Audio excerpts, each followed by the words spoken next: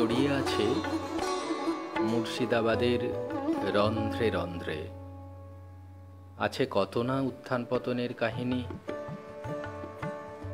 Hazarduari palace, শহরের প্রবেশদ্বারে Tripolia gate, যা নবাব আমল থেকে ব্যবহৃত হয়ে আসছে। জাহান কোষা কামান, ইমামবার, পাশে বয়ে গেছে ভাগীরথী নদী, কাঠরা মসজিদ, নবাব মুর্শিদ কুলি খাঁয়ের সমাধি এবং সেই সময়ের ইসলামে শিক্ষা প্রতিষ্ঠান, গুরুত্বপূর্ণ মসজিদ হিসেবে বিখ্যাত। মুসাফিরখানা, ছাত্রাবাস, একসাথে প্রায় 700 জন বসে কোরআন পাঠ করতে পারতেন। মসজিদের গায়ে মন ভরানো কারুকাজ। নবাব মুর্শিদ কুলি খাঁ হিন্দু ধর্মে অনুরক্ত ছিলেন, তাই হিন্দু শিব মন্দির প্রতিষ্ঠা করে যান। কথিত আছে একদিনে তৈরি হয় ফুটি মসজিদ, এখন ভগ্নপ্রায়। কাঠগোলা বাগান, প্যালেস, লক্ষ্মীপত সিং দুগার, জগৎ শেঠের মণিমুক্তার ব্যবসা বাণিজ্য করার জন্য একটি গোপন সুড়ঙ্গ নির্মাণ করেছিলেন। রুদ্র ভৈরব, নাগেশ্বর গণেশ, শ্বেত চাঁপা গাছ, আদিনাথ মন্দির, জৈন মন্দির, বাংলার প্রথম চিড়িয়াখানা, এমনই একটি ঐতিহাসিক প্রসিদ্ধ স্থান মুর্শিদাবাদ। ওই জেলার একেবারে গ্রাম্য পরিবেশে আনন্দনগর গ্রামে জন্মগ্রহণ করেন মোহাম্মদ ইদ্রিস। বর্তমানে তিনি একজন প্রখ্যাত আইনজীবী। ক্যালকাটা হাইকোর্টের বর্ষিয়ান আইনজীবী সম্মাননীয় মোহাম্মদ ইদ্রিস সাহেব। তার সাক্ষাৎকার নিলেন ডি বাংলা টিভির পক্ষ থেকে অনিতা মণ্ডল। আমরা তার কর্মজীবনের বিভিন্ন ওঠাপড়ার কথা শুনব। তার ছাত্রজীবন, কর্মজীবনে যেমন অজস্র আনন্দের স্মৃতি রয়েছে, দুঃখের স্মৃতিতেও তেমন তার হৃদয় কেঁদে ওঠে। বর্তমানে তিনি আন্তর্জাতিক মানবাধিকার কাউন্সিল ICHFR এর সভাপতি। চলুন আমরা দেখে নিই সেই মূল্যবান সাক্ষাৎকারটি।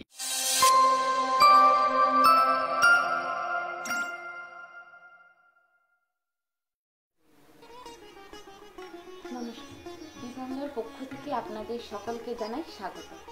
আজকে আমরা আপনাদের সাথে এমন একজন মানুষের পরিচয় করিয়ে দেব, যিনি কলকাতা হাইকোর্টের আইনজীবী হিসেবে দীর্ঘ 28 বছর ধরে সমান দক্ষতার সঙ্গে কাজ করে চলেছেন। এছাড়াও নানা রকম সামাজিক কাজকর্মের সঙ্গে যুক্ত। চলুন সরাসরি আমরা আপনাদেরকে ওনার সাথে পরিচয় করিয়ে দেব। আমাদের সাথে আজকে উপস্থিত আছেন কলকাতা হাইকোর্টের মাননীয় আইনজীবী মোহাম্মদ ইদ্রিস স্যার। স্যার, আপনাকে ডি বাংলার পক্ষ থেকে জানাই স্বাগত। অজস্র ধন্যবাদ ডি বাংলাকে এবং তোমাকেও। Thank you.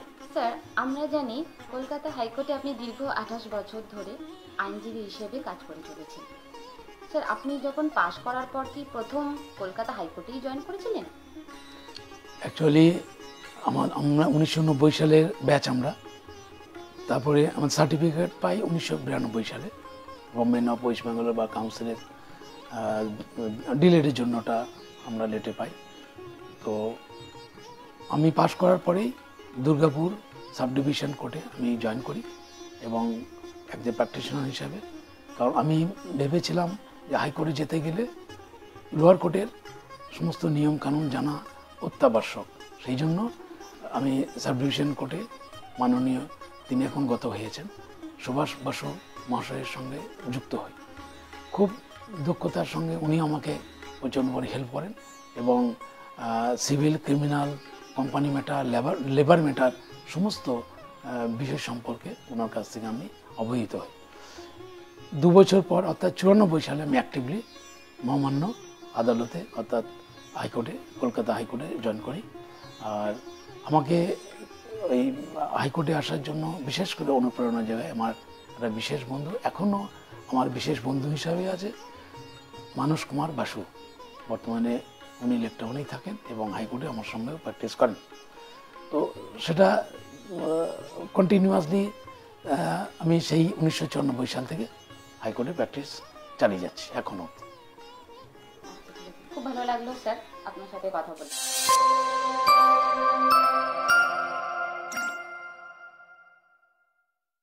স্যার, বর্তমানে এই পেশার পাশাপাশি আপনি নানা রকমের সমাজসেবী সংস্থার সাথে যুক্ত আছেন। মানুষকে জাস্টিস দেওয়া হলো আপনার ধর্ম। 2016 সালে পথ চলা শুরু করেছেন ICHFR, international human rights commission, যার সাথে আপনি যুক্ত আছেন আমরা জানি। নানা রকম সমাজসেবী সংস্থা থাকা সত্ত্বেও আপনি স্যার এই সংস্থার সাথে কেন যুক্ত হলেন বা এই সংস্থার সভাপতির দায়িত্ব আপনি কেন নিলেন, যদি একটু আমাদেরকে বলেন। খুব একটা রেলিভেন্ট কোশ্চেন আপনি করেছেন এবং ভালোই লাগলো কোশ্চেনটা শুনে, কারণ অনেক কিছু এর মধ্যে নিহিত আছে।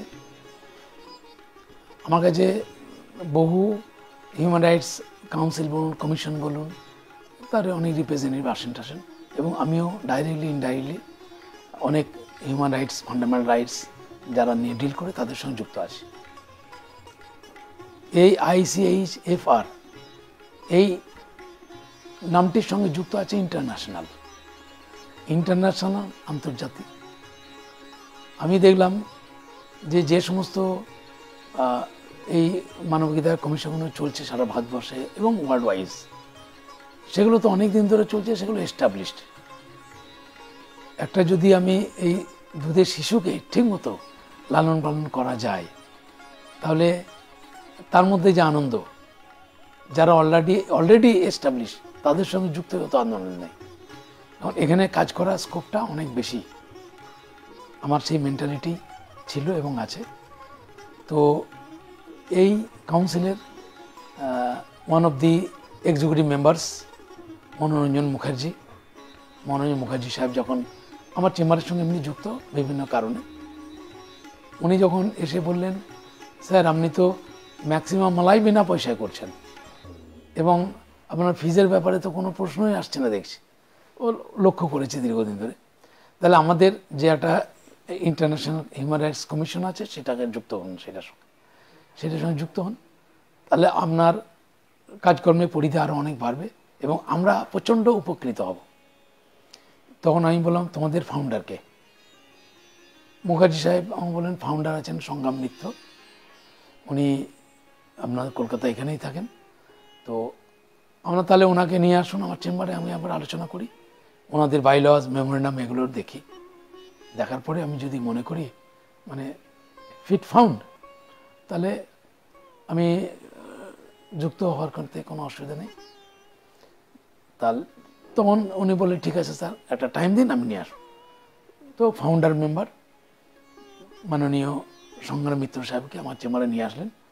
আমি ওনার সঙ্গে অনেকক্ষণ ধরে কথাবার্তা বললাম এ ব্যাপারে, ওনাদের বর্তমান পরিস্থিতি কী, কাজ করার স্কোপ কত, উনি ডিটেলস বললেন। আমি অনেকটাই ইমপ্রেসড হলাম ওনার কথাবার্তায়। ইমপ্রেসড হয়ে আমি তখন বললাম, ঠিক আছে, আমি আপনাদের মেম্বার হতে ইচ্ছুক আছি। কারণ যে কাউন্সিলের সঙ্গে ইন্টারন্যাশনাল শব্দটি যুক্ত আছে, এর পরিধি অনেক ব্যাপক।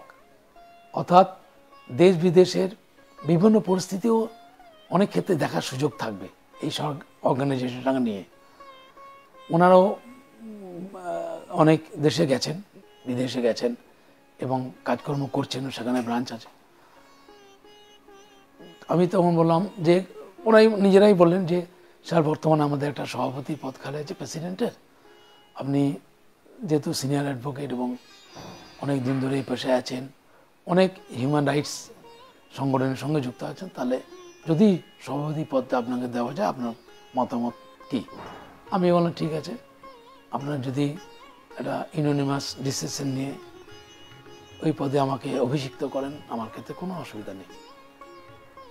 তারপরে বলতে ওর রেজলিউশন নিয়ে আমাকে এই প্রেসিডেন্টের পদটা প্রোভাইড করেন এবং আমার মেন যে চিন্তাভাবনা এই পদটা নেওয়ার ক্ষেত্রে সেটা হলো যে একটা ছোট্ট একটা বৃক্ষ রোপিত হয়েছে এই ICHFR, সবে 4 বছর বয়স।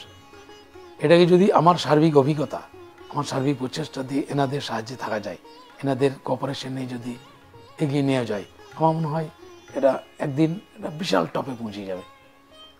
সেই আশা আকাঙ্ক্ষা নিয়ে, মনের মধ্যে সেই ইচ্ছা নিয়ে আমি এই পদটাই গ্রহণ করেছি। স্যার, বর্তমানে এই সংস্থার জন্য আপনার পরিকল্পনা কি? পরিকল্পনা তো অনেক কিছুই আসছে মনের মধ্যে, কিন্তু সবগুলো তো একবারে বাস্তবায়িত করা যায় না। ধীরে ধীরে দেখে শুনে অবস্থার পরিপ্রেক্ষিতে চিন্তা ভাবনা করতে হবে, পরিকল্পনা করতে হবে।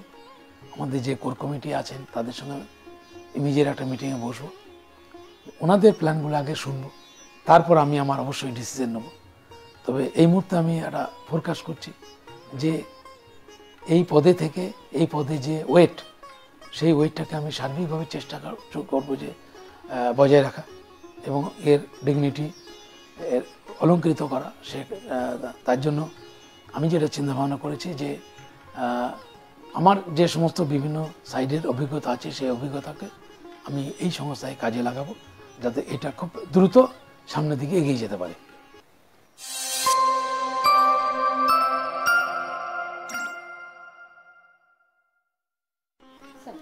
দীর্ঘ 28 বছরের অভিজ্ঞতা আপনাকে দেবে এক বিশেষ পদমর্যাদা, আমরা এটাই আশা রাখছি। তখন আপনি এই সংগঠনকে কিভাবে সময় দেবেন? একটা ইংরেজিতে শব্দ আছে, ইংরেজিতে সেন্টেন্স আছে, where there is a will there is a way.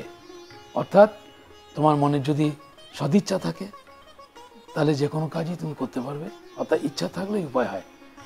আমি যখন এই পদটা পেয়েছি, অবশ্যই এর মর্যাদা রাখার দায়িত্ব আমার এবং direct cooperation with the core committee and all the respected members of ICHFR। এবং সেই আমি একটা নির্দিষ্ট শিডিউলে চলি, নির্দিষ্ট নিয়ম মাফিক চলি। সেই নিয়মের মধ্য থেকেই আমি অন্তত সপ্তাহে একটা দিন হলেও এই ICHFR এর আমি সময়টা দেব, যাতে করে এর সার্বিক উন্নতি হয়। স্যার, খুব ভালো লাগলো আপনার এই কথা শুনে। ডি বাংলার পক্ষ থেকে আপনার জন্য থাকলো অনেক শুভেচ্ছা। স্যার, এবার আমরা কিছু ব্যক্তিগত প্রশ্নে আসি। স্যার, আপনার বাড়িতে কে কে আছেন? আমার বাড়িতে আমি, আমার ওয়াইফ এবং আমার একমাত্র কন্যা, আমরা 3টেই মেম্বার আছি বাড়িতে। স্যার, সকালবেলায় ঘুম থেকে উঠে রাতে শুতে যাওয়া অবধি আপনার জীবনযাত্রার রুটিনটা যদি একটু আমাদের সাথে শেয়ার করেন। অবশ্যই খুব একটা রেলিভেন্ট এবং ভালো কোশ্চেন আপনি করেছেন। প্রত্যেক মানুষের জীবনে যদি শৃঙ্খল পরায়ণ এই ব্যাপারটা না থাকে, আপনি সামনে দিকে এগোবার চিন্তা ভাবনাটাই করতে পারবেন না। নিজে একটা কথা আছে, চ্যারিটি বিগিনস অ্যাট হোম, অর্থাৎ আপনি যদি নিজে থেকে সুশৃঙ্খল পরায়ণভাবে জীবনযাপন করেন, তাহলে আপনি যাদের সঙ্গে জড়িয়ে আছেন তাদের প্রত্যেকে ওই একইভাবে চলার পথ নির্দেশ করতে পারেন।